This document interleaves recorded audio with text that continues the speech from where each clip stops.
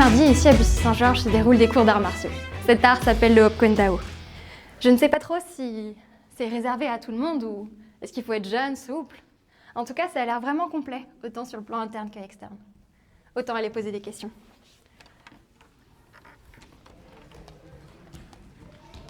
Oh, ici, pas de chaussures. Ah oui, le tatami.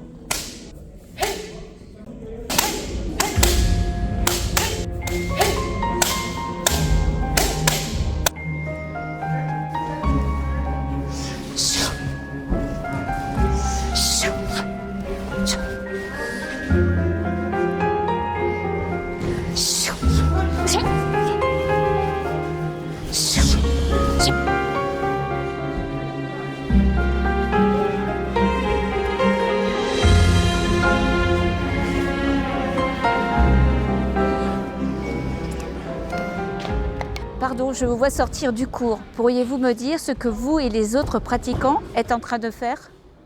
Oui, on s'entraîne sur un Taolu. Un Taolu, qu'est-ce que c'est? Alors c'est un ensemble de mouvements déjà composés, donc écrits avec des techniques, des tactiques et des stratégies de défense et ou de santé qui nous permettent de nous entraîner sur plusieurs plans, donc physique, respiratoire, au niveau du mental, de la force, de la détermination. Ah donc si j'ai bien compris, on peut passer d'un travail en solitaire au combat avec la même gestuelle? Alors fondamentalement oui, même s'il faut s'entraîner avec un sparring partenaire au combat pour être complet et tester les techniques. Mais ça dépend de plusieurs facteurs. En fait, donc, un qui est incontournable, c'est qu'on ne peut pas imaginer à l'avance la situation qui va se passer. Mais sinon oui, ça fonctionne.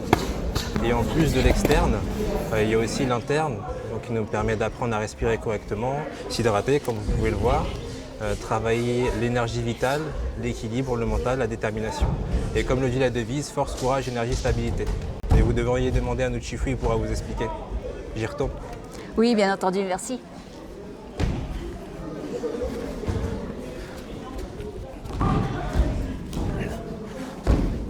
On y va. Allez, 1, 2, 3.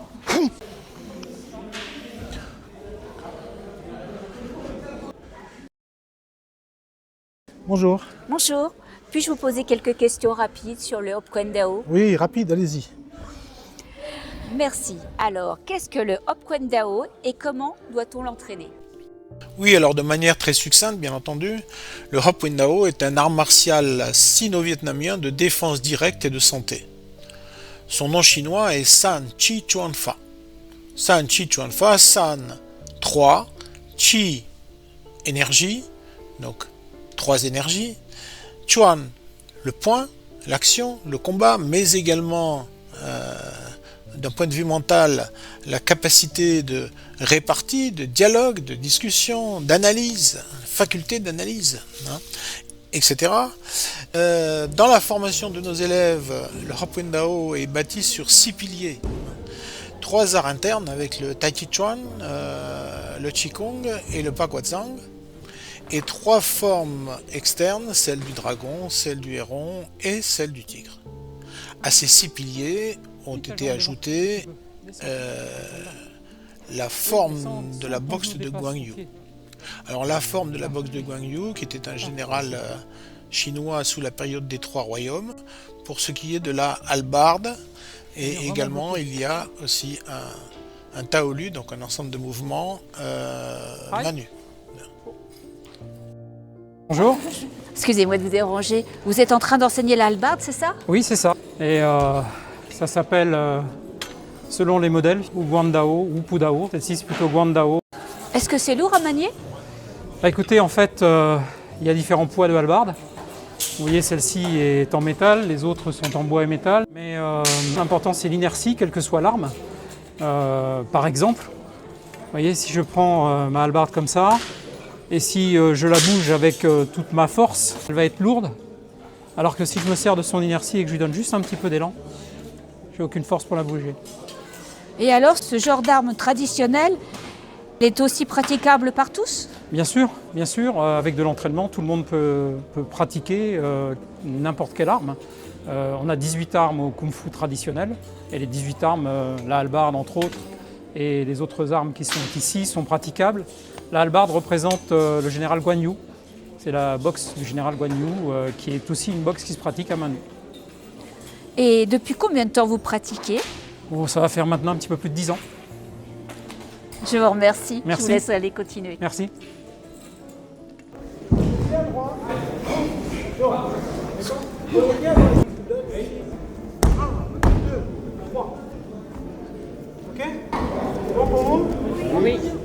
Juste pour que ça puisse tout expliquer, la devise du Hop Wing Dao, de l'école du Hop Wing Dao, c'est sérieux, concentration, courtoisie, respect. Donc c'est tout ce qu'on a déjà. D'accord? Sérieux, concentration, courtoisie, respect. La deuxième partie, c'est force, courage, énergie, stabilité. Force, courage, énergie, stabilité. C'est ce qu'on va essayer d'acquérir le plus possible.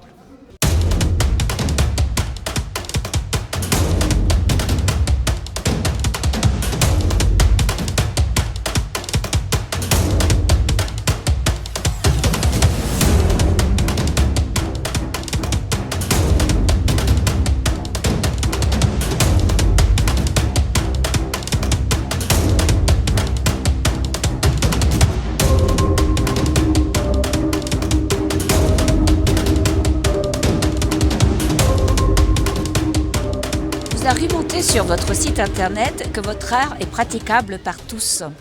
J'imagine mal comment, par exemple, une femme plus âgée ou d'un gabarit différent peut travailler au même rythme qu'une plus jeune.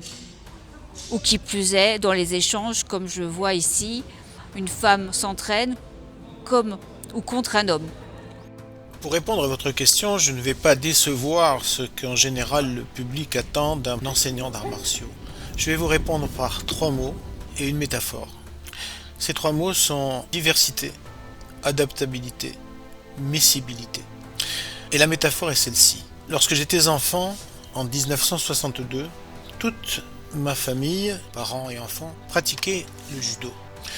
Un jour, je demande à mon père « Qu'est-ce que le judo ?» Et il me répond « Le judo, c'est l'art pour un enfant comme toi de battre un homme comme moi. » J'étais vraiment très étonné. Le judo, c'est vrai qu'à cette époque-là, était beaucoup plus proche de ses origines qu'il ne l'est aujourd'hui. Donc, bien entendu qu'il y a des différences. Mais si vous voulez parler des femmes, je vais juste vous dire une chose. Vous êtes beaucoup plus endurantes que les hommes.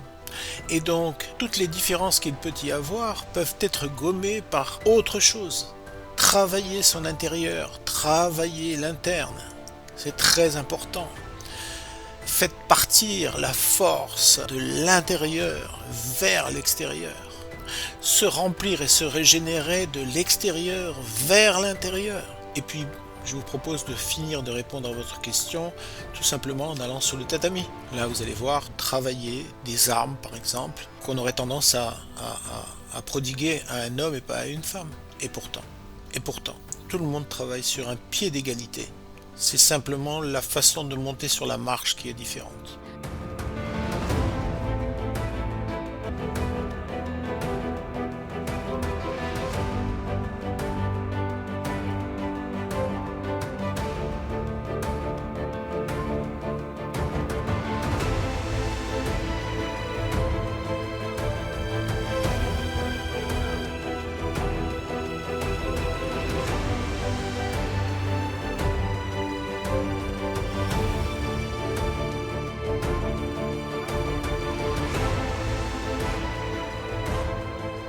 La taille.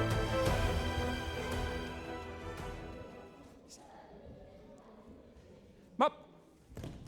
Hai. Ba. Bun. Nam. On recommence. Ici, Nam.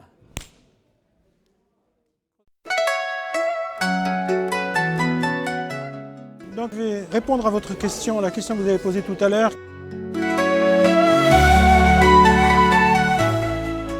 Mais ces différences vont être gommées par l'entraînement, par le courage qu'elles ont surtout, et vous allez voir que c'est une extrême facilité. Ça se fait petit à petit, on acquiert une forme et on travaille ensemble. D'accord? Donc on va se promener un petit peu si vous voulez bien. Sandy qui vient d'obtenir sa tenue, sa veste, sa rentrée dans l'école. Et là elle commence à travailler déjà. Oui, c'est une de nos particularités sur l'épée. C'est une des armes les plus difficiles. Donc il faut s'accrocher. C'est un mouvement vraiment compliqué à faire, même s'il a l'air d'une amplitude extrême, harmonieux. Je pense qu'on est sur la bonne voie. Merci, continuez à vous entraîner. Voilà, ça vous semble difficile? Un petit peu? Alors, il y a une chose qui nous interpelle peut-être, non? C'est pourquoi il montre le bâton avec une lance. Oui. Tout simplement parce que Pascal travaille la lance aussi.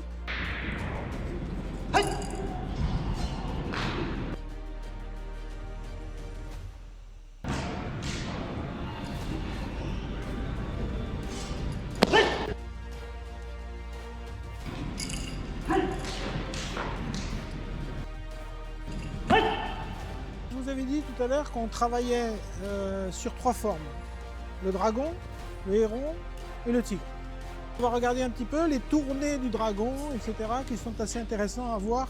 Les éventails que vous voyez ici sont des éventails d'entraînement, mais en réalité, un éventail doit couper sur les pales et piquer.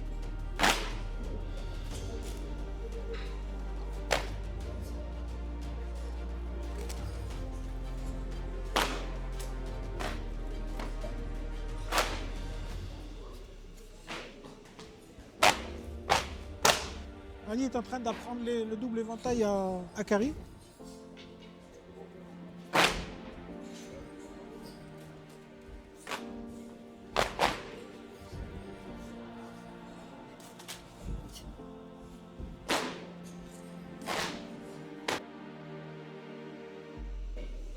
Hop, un petit dernier.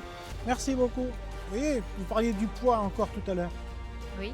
Ben là, c'est pareil. Là, vous avez un sabre qui fait environ 2 kg, des fois un peu plus, d'accord? Et que Nathalie manie avec encore cette idée d'inertie.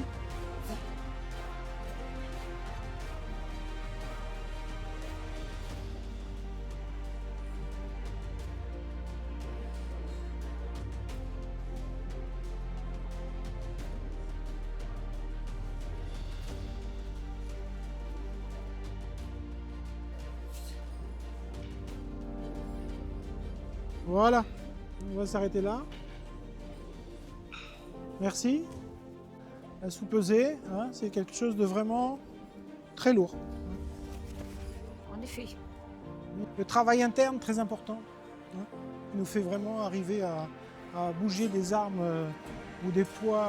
Donc ça peut servir, tout ça. Ça peut servir. Hein. On peut se retrouver à la maison à vouloir soulever quelque chose, etc. et le soulever d'une manière différente, peut-être.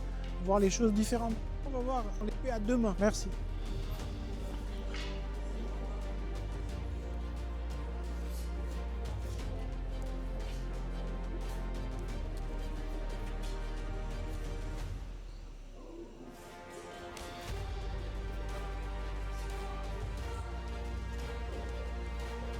Merci. Ce qu'on appelle une épée de la dynastie Han, hein, en Chine. Vous voyez? Donc c'est pareil, c'est relativement lourd, mais on s'y fait. Encore une fois, L'inertie. l'inertie. Merci. Cathy va nous montrer le travail des anneaux, que peu de formes travaillent, à part le Wing Chun dans ses exercices.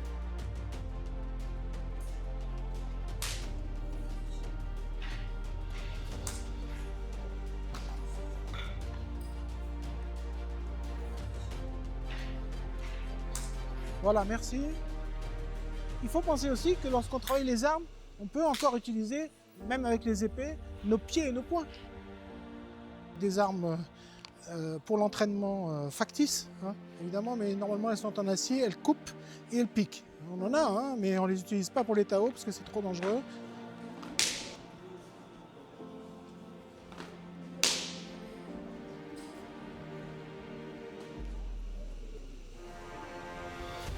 Merci à vous. 2 ans.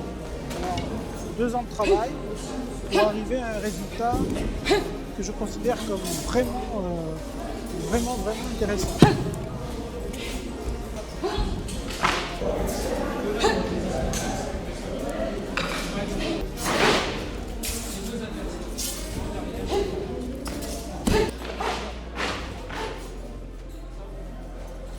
Merci.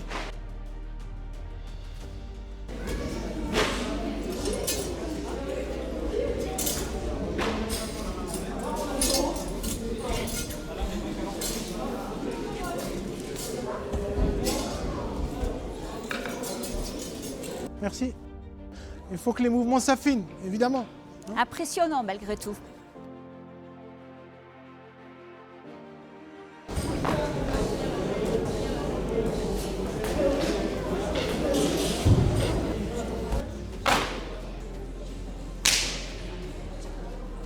Voilà. Merci.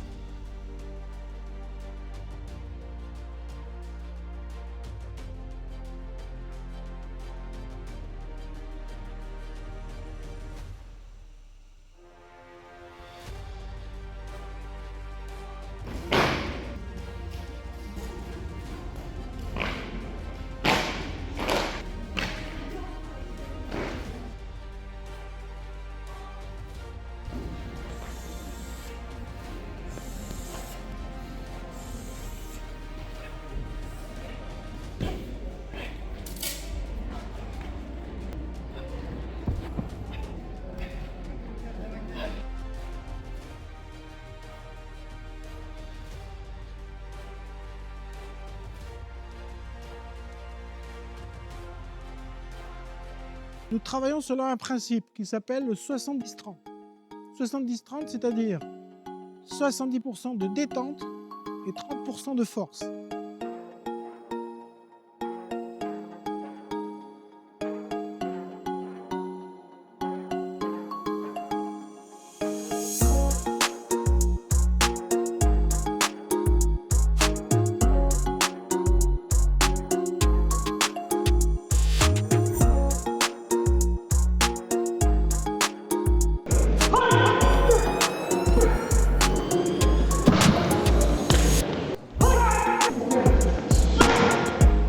Comment se déroulent les cours et que comprennent-ils? Alors, les cours, déjà, ont lieu 3 fois par semaine. On a des micro-stages, par exemple le dimanche matin, où on va faire des stages qui vont durer une demi-journée, et des grands stages ensuite dans l'année.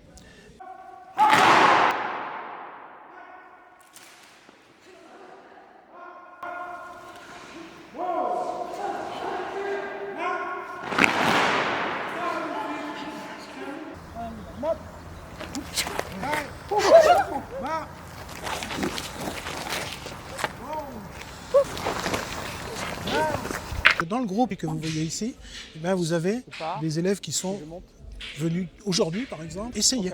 Vous avez deux depuis le mois de septembre. Et puis vous avez des élèves qui ont 14 ans, 15 ans, 20 ans d'arts martiaux, mais 20 ans de Hop Windao.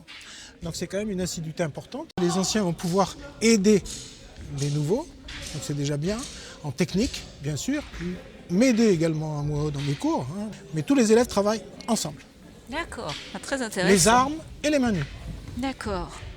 Et faut-il commencer par l'interne, l'externe, être très en forme, par exemple, ou l'inverse? Vous y revenez à votre forme. C'est la question que tout le monde se pose.